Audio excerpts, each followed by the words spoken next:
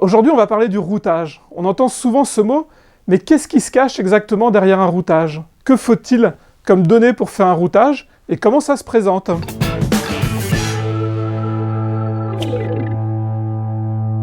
Donc on va prendre un exemple concret. On va partir d'un point proche du point Nemo, donc le point qui est le plus loin de toute terre habitée, et on va aller jusqu'au Cap Horn. L'objectif du routage, c'est de définir la meilleure route entre la position du bateau et le point où vous souhaitez aller. Et cette route va être définie par le calcul, par des algorithmes mathématiques. Pour simuler cette route, on a besoin de plusieurs choses. On a besoin de connaître la vitesse du bateau dans toutes les conditions de vent, de connaître les conditions de vent sur toute la zone, et éventuellement, si on veut ne pas naviguer dans une mer trop forte, les conditions de vague, et enfin, le courant sur cette zone-là. Pour la vitesse du bateau, on a ce qu'on appelle des polaires de vitesse. Alors qu'est-ce que c'est qu'une polaire? C'est un tableau, donc on voit la force du vent ici, et l'angle du vent, et pour chaque angle et chaque force de vent, on a la vitesse du bateau. Donc si je prends 14 nœuds de vent par exemple, 110 degrés du vent, le bateau devrait aller normalement à 13 nœuds 45. Alors on peut avoir une représentation sous forme de courbe. Donc ici, on a la vitesse du bateau, l'angle du vent. Chaque courbe correspond à une vitesse de vent. Donc je reprends 110 degrés du vent. Et là, je vais retrouver mon 13 nœuds 5 pour 14 nœuds de vent. Pour le vent, on a besoin d'un fichier GRIB. Alors qu'est-ce que c'est qu'un fichier GRIB? C'est tout simplement un modèle qui va vous donner pour chaque point la force et la direction du vent. Donc ici, on a un modèle avec une résolution de 10 km environ. Ça veut dire que tous les 10 km, on a un petit point avec la force et la direction du vent qui sont calculés. Et ça, avec la vitesse du bateau, va nous permettre de calculer cette belle trajectoire idéale pour aller du point Nemo jusqu'au Cap Horn. Si on veut éviter de naviguer dans des conditions de mer très dures, donc avec des grosses vagues, on peut également charger un fichier de vagues. Et donc, on voit ici donc, une zone avec des vagues un petit peu plus fortes, jusqu'à 6-7 mètres. Et on pourra mettre dans le routage une limite, donc dire je ne veux pas naviguer avec des vagues de plus de 5 mètres, 6 mètres, 8 mètres, 10 mètres. À chaque skipper de faire son choix. Et enfin, dernière chose, on va intégrer dans le routage un modèle de courant, puisque au large, il y a des courants océaniques. Et donc, c'est important d'intégrer ces courants dans le calcul de la route optimum. On va éviter les courants contraires et, si possible, naviguer dans les courants favorables, même si dans la majorité des cas, ça ne sera pas un critère déterminant de choix pour les routes. Donc, une fois qu'on a toutes ces informations, on va lancer le routage. Donc on va choisir la polaire du bateau. Donc la polaire, je vous rappelle, ça donne la vitesse du bateau dans chacune des conditions. On va lui attribuer un facteur, parce que parfois les bateaux vont un petit peu moins vite. Le bateau peut être abîmé, le skipper fatigué, les conditions très difficiles. Donc parfois on peut dire qu'on avance simplement à 90% ou 85% du potentiel du bateau. On va choisir donc son point de départ, son point d'arrivée, le modèle que l'on choisit, le modèle météo pour le fichier GRIB.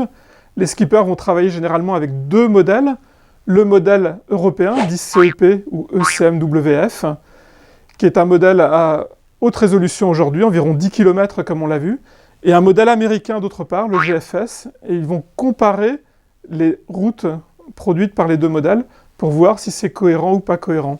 On va choisir le modèle de courant, le modèle de vague.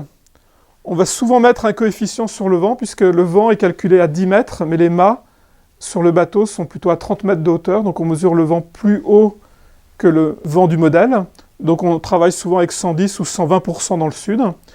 Et puis enfin, on va pouvoir mettre une vitesse de vent maximum 36 nœuds, par exemple, dans ce cas. Et puis dire, voilà, chaque virement de bord ou chaque empannage que je fais, j'ai une pénalité, donc 10 longueurs par exemple, puisque je perds du temps quand j'empanne ou quand je vire de bord. Et une fois qu'on a rentré toutes ces informations, on lance le routage.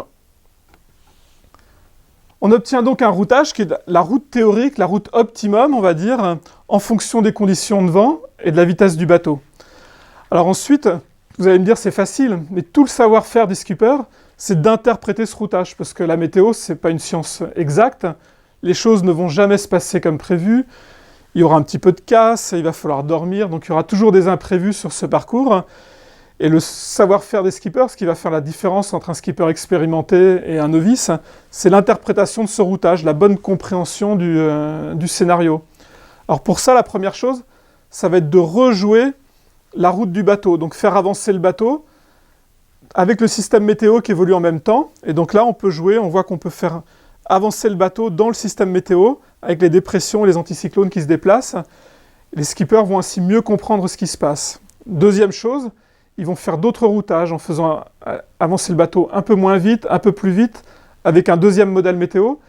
Et à partir de là, ils vont se faire une meilleure idée du scénario. Dans ce cas, on voit que les deux routes sont très proches durant les premières heures, et donc les choses vont être plus faciles, il n'y a pas de vraie décision à prendre, en tout cas à court terme.